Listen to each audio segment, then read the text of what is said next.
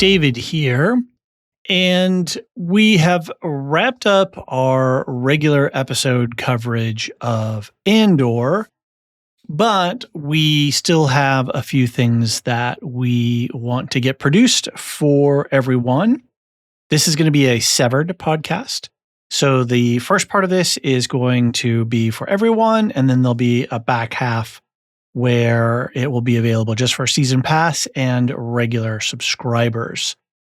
This is a conversation with Matt Cavanaugh. He's a retired lieutenant colonel from the U.S. Army. He was deployed multiple times. He served at West Point, taught military strategy. He is a writer, and he's been involved in a couple of books, Winning Westeros, How Game of Thrones Explains Modern Military Conflict, as well as how Strategy Strikes Back, How Star Wars Explains Modern Military Conflict. He's also written a new book recently. He'll talk about that in the recording. And I first originally heard Matt talking with Anthony on Anthony's Electric Boogaloo podcast, talking about military matters in the Westeros world. And so we've had a couple of conversations with Matt over the years. He is a keen historian with lots of great insights and is somebody who's just really good to hang out with and good to talk with these kinds of things. And because this is the war in Star Wars, so to speak, I thought it was appropriate that we have a conversation with him. I had an early conversation with him in after the first drop of episodes, and then we just couldn't make life schedules work. We had intended to hopefully talk a couple of times during the course of the season, but it just didn't work out. So this is the longer version of that intended conversation. So we'll get into that in just a moment. A couple of things that I want to bring up. If you haven't checked out the Dune Minute podcast, definitely do that. I'm going to be guesting all this upcoming week. So that'll be the week of May 26th, 2025. I'm going to be spending 5 minutes of my time with those guys talking about the naming ceremony that happens in the Denis Villeneuve movie Dune Part 2. Big lover of the Dune property, and they were gracious enough to invite me onto their podcast. We did a couple of joint podcasts with them for Dune Prophecy. Alicia will be joining them later in the season as well. And if you haven't heard them, they go minute by minute. They did the first film, Dune movie. Now they're doing the second. It's a really fun podcast. They literally go from minute to minute, and then they dive deep and they look at some of the books and the encyclopedias and from the original works and talk about what we see on screen. So I was able to join them. So that was a lot of fun. Check that out. For Andor coverage, we have still to come. John, Alicia, and I are going to do our sort of wrap up and roundtable. That'll be coming later this week. That'll be public for everyone. I'm going to try to convene all of the co-pilots who flew with us over the course of the season. We span like 7 different time zones, so that's kind of a bit of a scheduling work that I have to do to make that happen, but that is in process. And then I have another interview coming up. If you haven't heard the Going Rogue podcast, definitely check that out. Tansy Gardam, who is a film critic, and she's worked in the industry. She's in Australia. She did a 6-part series on how Rogue One got made. It is an incredibly well-researched and incredibly well-produced podcast. Highly recommended. She was gracious enough to agree to come on to the Lorehounds, so we're going to have a conversation. And again, we're going to do that one severed. We're going to talk about Andor writ large and how it affects the Star Wars property and a bunch of other stuff. And then we'll have a subscriber-only bonus material where she and I are going to get really nerdy and talk about shot composition and costuming and script writing and a whole bunch of other stuff. So I'm really looking forward to that conversation. We also have our subscriber bonus material, 11Zs, which is our movie club. We're going to be talking about A Real Pain. We'll be recording that soon, as well as our second breakfast coverage. John and I are finishing up our Last of Us coverage. We're at the penultimate. I think that's episode 6. We're about to record that in just a few minutes. Doctor Who is wrapping up. They have been covering that. That's been going really strong. Murderbot, John and Alicia are covering that episode to episode. And then we have podcasts out for Thunderbolts and Sinners as well. So definitely go back and check those if you have not yet seen the movie. We got you covered. There's a lot more coming up in the summer. I'm not going to get into it all. Just stay tuned and we'll let you know what we've got coming. Otherwise, thanks very much. I hope you enjoy this conversation with Matt Cavanaugh. Matt, thank you for taking the time to be with us today. We had some plans earlier in the season, maybe to talk a little bit more frequently, but boy, life is sure busy, isn't it? Yeah, absolutely. And, finishing the series was so great in the sense that I felt like I was watching a chessboard assembling and I knew where the board was going to get to. Right. I just didn't know how the pieces were going to jump to get into place. Yeah, the moves. And then there's an advantage to the compressed schedule and the sensibility that they brought to the each year as a different arc and 3 episodes per. But for us in the podcasting and TV reaction and analysis business, it was hard. It was really tough because we did as a lot of listeners know, we did a sort of a squadron style where each of the 3 of us, we tried to mirror what Gilroy did, where the 3 of the main hosts each week took on a different episode with different co-hosts, so that way the burden didn't fall on anyone. But which meant that for me, and I was bringing up the Anchor episode every week, I had to watch all 3 episodes and then dive into my episode, and it was a lot. But we made it through. Before we get into our conversations, I wanted to give you a quick opportunity. You've just written a new book now, and I'll have set us up in the introduction with some of your other written materials, but you've got a new book that's just coming out now. And I thought, well, if you're going to take some time to come visit us, at least, give you the opportunity to share what you just, is it out now? No, it's pre-order right now. So if folks that are interested in how strategy reflects the real world, Strategy Strikes Back, how Star Wars explains modern military conflict, that's out. You can purchase it and order it and have it to yourself in the next 24 hours. Right. The other book that's launching a little bit later this year that's on pre-order is called Best Scar Wins: How You Can Be More Than You Were Before. And it's about my experience donating a kidney, right, and then going on to running basically the toughest self-supported ultramarathon series in the world through deserts and scorpions all the way to Antarctica and penguins, where I won the longest and toughest ultramarathon on Antarctica in 2022. And it's all in service of showing what can be done after kidney donation, that you can donate a kidney, you can save someone's life, and you can go back to doing whatever the heck it is you love doing, whether it's running ultramarathons or breaking down Andor season 2. It definitely was not a Antarctic marathon. I don't think I could compare it. But as Yoda would say, the size of the thing doesn't matter. It's the fact that, what you're applying to the moment. Right? That's right. I've been to Hoth and it kind of sucked, and I'm glad to be home. Very good.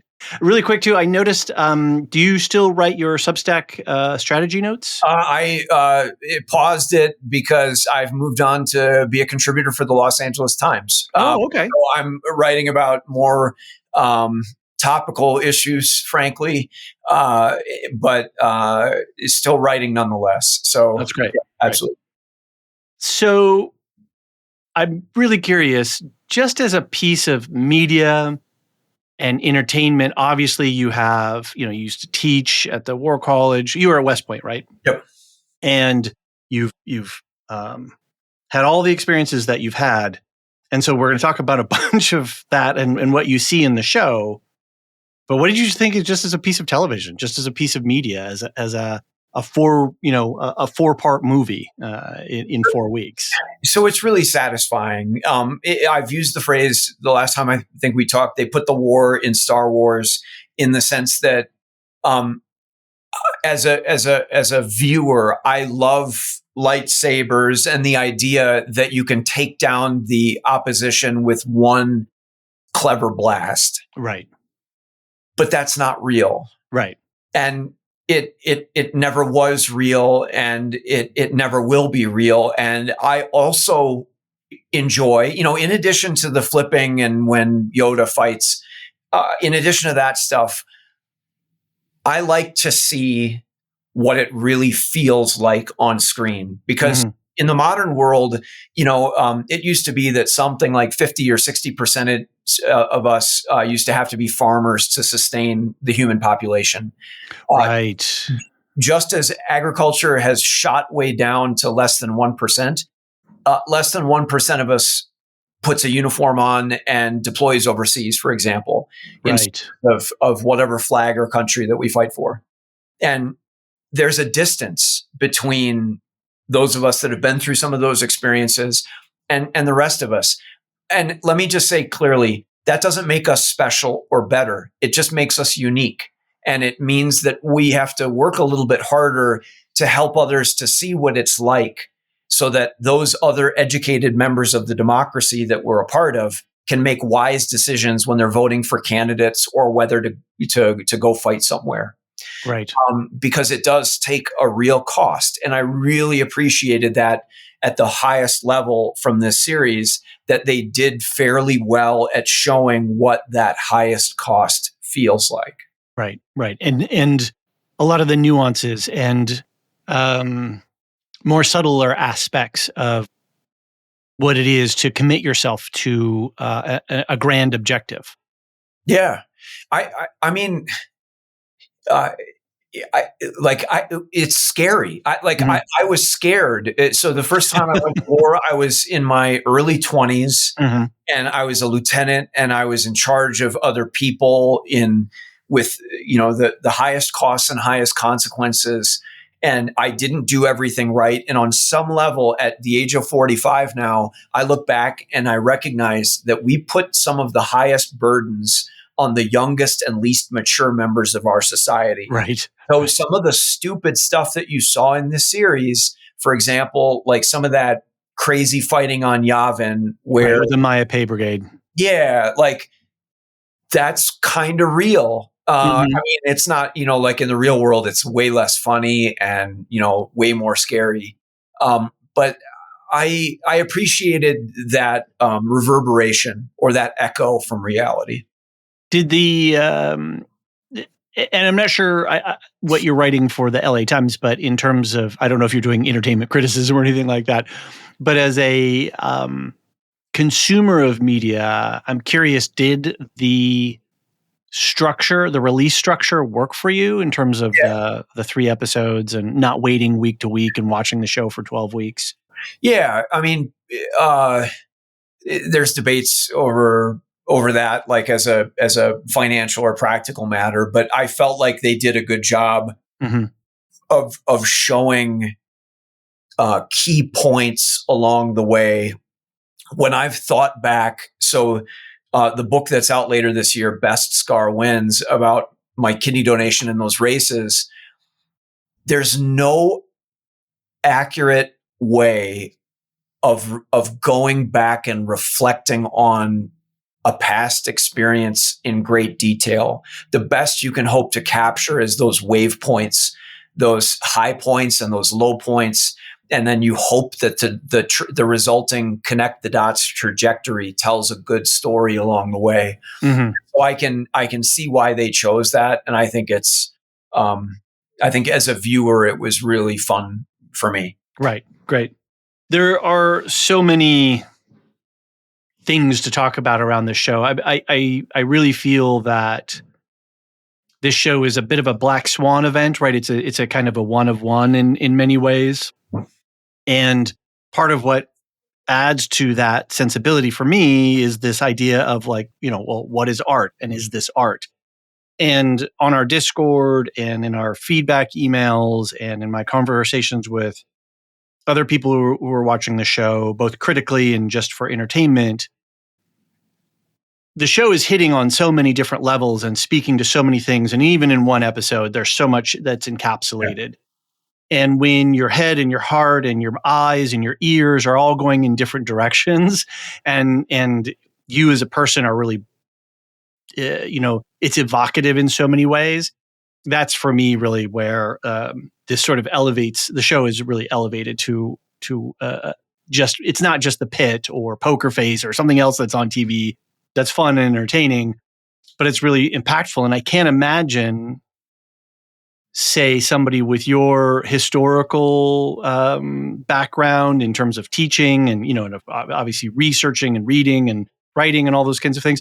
There must be like, your mind must have been jumping around all over the place in terms of modern human history, different military structures, different political leaders, different choices that people make during wartime or peacetime or the lead up or the post of war. I'm curious as to maybe what are two or three of your big things that you saw or latched onto as you're watching these 12 episodes. I'll start with two that relate to Luthen because, in a lot of ways, I feel like he's maybe not the headline character, but the central figure in so many other ways. Mm-hmm. I see him as almost like a John Brown of the rebellion. And when I say John Brown, I mean the John Brown from the American Civil War in May of 1856, the Potawatomi massacre. He's a radical abolitionist that killed 5 people with swords in order to bring attention to the cause of abolition. And then in 1859, he led a raid on Harper's Ferry, West Virginia. Before going on that raid, that mission, he had met with many members of the abolitionist high society, to include William Lloyd Garrison, Henry David Thoreau, for example, to fundraise, to raise money. It was not a successful mission, obviously. They killed 7 and injured 10.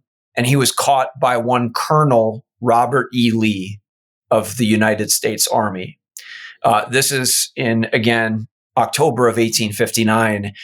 Historians have referred to John Brown as the meteor of the Civil War, in the sense, as in like the astronomical event, like the thing streaking through the sky. He brought attention to the issues and gave rise to the fears that people had, and in a lot of ways was one of the cogs in the wheel that brought us closer to war.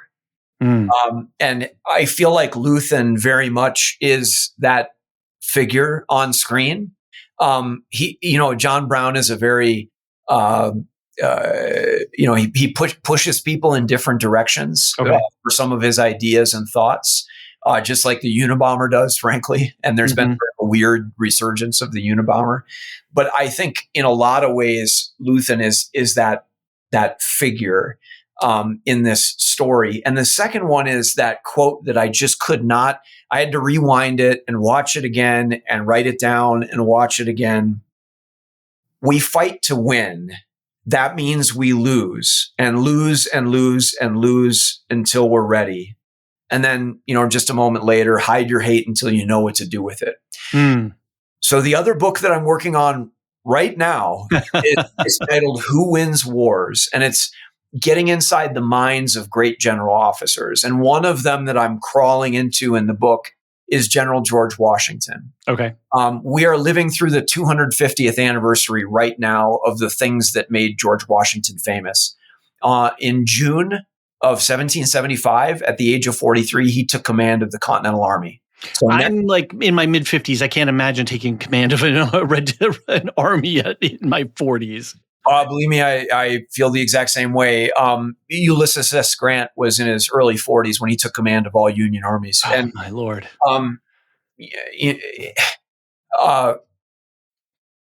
Washington is, in many ways, to me, an impressive figure, but for no greater reason than this. He's maybe one of the losingest tactical generals that we've ever had. Okay. But he won the war that gave this country its birth. He protected the country in its crib, in the cradle. And I see the same sensibility, the same restraint in Luthen. So there's a moment I'm going to take everybody back I'm going to do this very briefly, but in 1776, in June and July of 1776, the British Army has sent an invasion force of 42,000 troops and sailors and Hessians across the Atlantic Ocean. Putting 40,000 human beings and the material and everything, the machine, all the machine of war on boats, wooden boats, and sending them across the Atlantic. That is an undertaking in and of itself. 400 ships.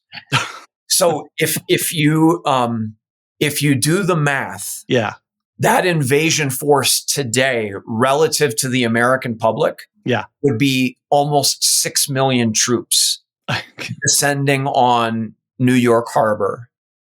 Washington loses and loses and loses and has the restraint to make organized withdrawals all the way across New York. And your listeners will know the story that on Christmas Day of 17... Well, we do have a global story. I mean, a global listening audience. So, so not everybody will. So they lose and they lose and they lose until they finally counterattack on Christmas Day in Trenton, New Jersey, and then followed up in Princeton, New Jersey. And it's really that moment because the Continental Army's enlistments are almost up. Basically, the Continental Army was almost nothing. And it isn't until those victories that the unity of the rebellion held and cohered. And so I'm listening to Luthen say those words. We fight to win. That means we lose and lose and lose and lose until we're ready. And I'm mapping that directly onto the things that I'm reading that George Washington is writing 250 years ago today. And I see those same echoes. Again, history doesn't repeat, but it does rhyme. And it even rhymes when it's on screen and Tony Gilroy is show running. So right. I really appreciated that aspect of the story. It's fascinating because from a genre perspective, here we are, Star Wars, one of the biggest and most well-known global stories that spans, it spans all of our modern cultures, right? You can go anywhere in this world. My daughter knows what stormtroopers and Darth Vader were when she was like 4 or 5, and she had never seen any of the movies. She just has an impression of what they are. She hears Darth Vader's breathing. She's like, oh, that's Darth Vader. How, right? Like it's one of the biggest stories. And then so for somebody like Gilroy and the writers that he worked with to be able to synthesize a very, very deeply human story and then encapsulate it into this science fiction world and have that resonate so profoundly within the confines of the Star Wars lore and structure. It's a pretty amazing feat. But what I think my point is that that's what we want is human-driven stories that we can see and we can resonate. And I don't know much about John Brown at all. Yeah. Or some of the deeper history of George Washington, but I can understand and see and feel that just because I've never served in the military, and to feel that and to resonate it. What you were describing with your daughter, for example, I think of Star Wars as the universal war. Right. It's one that everybody has some point of connection with. And by extension of that, we can see humanity through that. We can see the human experience of what this actually means and the costs and the consequences. In a lot of ways, like all those data points that I pick up by virtue of my background right. are kind of unimportant. Right. What matters is, and you've heard this phrase before, but conveying some truth to the audience. Right. And I'm grateful that even if someone doesn't see John Brown or George Washington in Luthen, they do see those aspects of Right. the real world is really like. And I think that's the most important part. Like that's Right. the thing that I'm hoping audiences are nodding their heads at or shaking their heads at or reacting to in some way. I'm going to be interviewing another film critic, Tansy Gardam.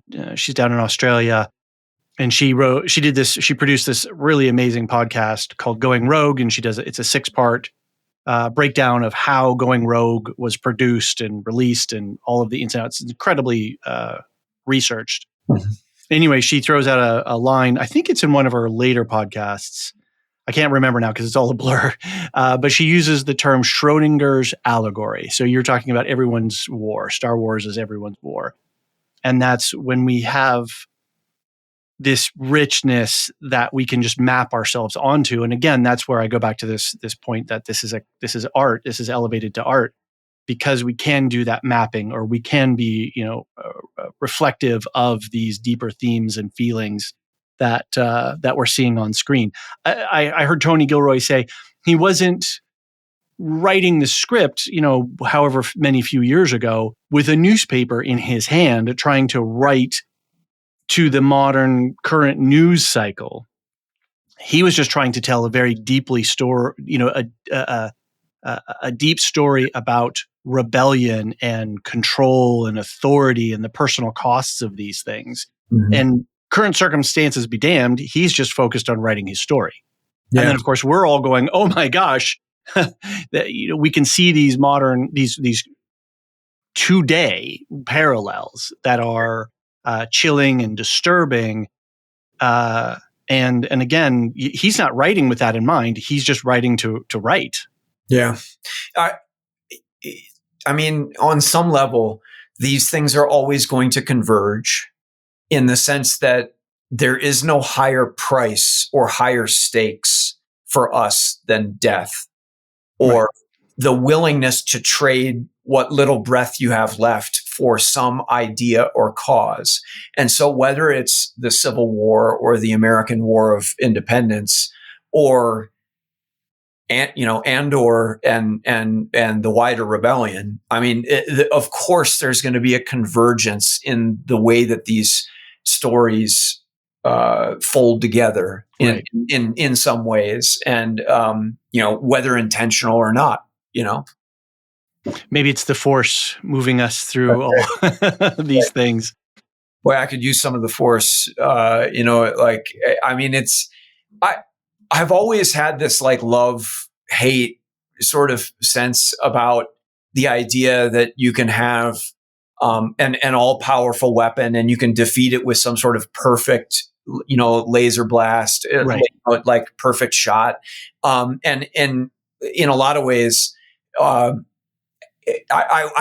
wish that were the case, but it's just not. And that's why I appreciated this series so much, even as much as I appreciated the other more fantastical parts of the series. And I think that's an interesting, again, where we can resonate with these different things.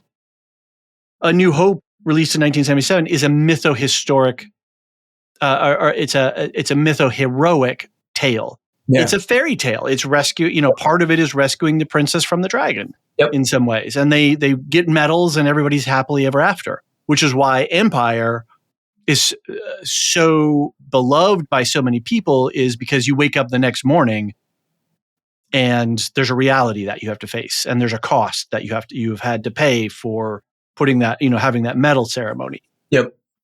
But we still want those mytho-historic stories. Yeah. We still want to look up and see those big two-dimensional, bigger than life sort of things. And we got a great piece of feedback from somebody, from one of our Discord users, I believe it was Angua Lupin, talking about the Tolkien concepts of hope, the Amdir and Estelle, and I'll probably get them backwards. But anyway, one is hope that's based on reality, like, hey, I can see the dawn is coming. Mm. I can see that, the truck, or the plane delivering the needed supplies is flying overhead. And then there's the hope where, if we would go to Lord of the Rings, where Sam and Frodo are in the Dark Lands, and there is no hope. They're lost. They've got Gollum with them. They don't know where they're going. It's horrible days and days of journey with no potential resolution in sight, and yet they continue to go on. I kind of forgot my point. I think I just got lost in the moment here. But I think, I've thought about this actually quite a bit within the uniformed military and folks with short haircut crowd. Right. There's a phrase that hope is not a strategy. Mm-hmm. The idea that you cannot rely entirely on hope right. to win the day, and that's true. But without hope, there is no strategy, because if you don't believe that something will occur, if you don't believe that you can thread that needle, that you can, I mean, if we go all the way back, actually, no, I'm thinking wrongly. If we go forward to Rogue One, right. That plan that we see on screen is basically a string of miracles held together by hope. And that's actually another phrase that where each independent step on the ladder to getting the plans for the Death Star exfiltrated relies on sort of a Hail Mary or a little bit of divine intervention. That's true in the real world too. I mean, you have to have a series of breaks that go your way, whether it's a political campaign, a business strategy, a hockey game, whatever. A podcast. A television show. Yeah, I mean, so I do think hope is an element that, hope is our force on some level. I mean, it's the one thing that kind of holds it all together in the end, even when there's no cause for it. So I think we're going to take a break here, and subscribers and season pass holders, we're going to continue the conversation. Before we started recording, we started talking about some ideas of personal cost, it being involved in a rebellion or any service of this kind, or devoting yourself to a bigger cause.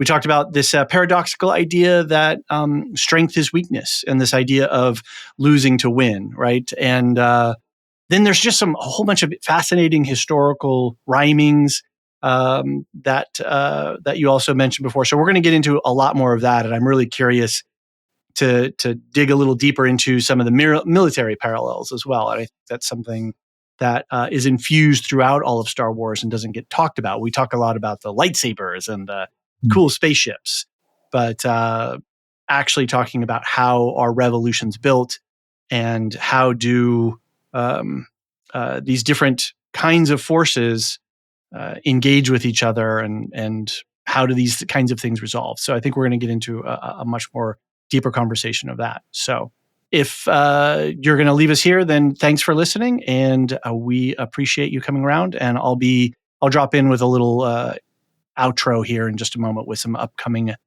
news on what's going on the Lorehounds. Thanks again, Matt, for being here, and we'll talk again.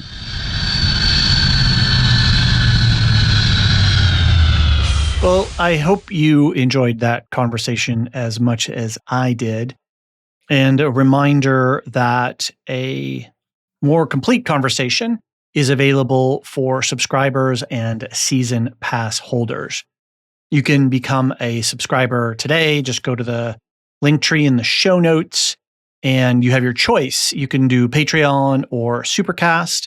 We have annual memberships as well, and we provide a little discount for those. So those are nice if you don't want those recurring charges, but you want to just pay it for everything out front. And if you don't want to do any subscriptions, we totally get that. And if you just want a one-time purchase, you can get the season pass, and that's only $10. So look for those links there. Again, it helps us. It helps all of our co-hosts and all of our co-pilots for this season. We make sure that they are able to participate in that as well. And it just, keeps the lights on and keeps the bits flowing. Quick notes about a couple of things upcoming, and let me just circle back around and replug Matt's books.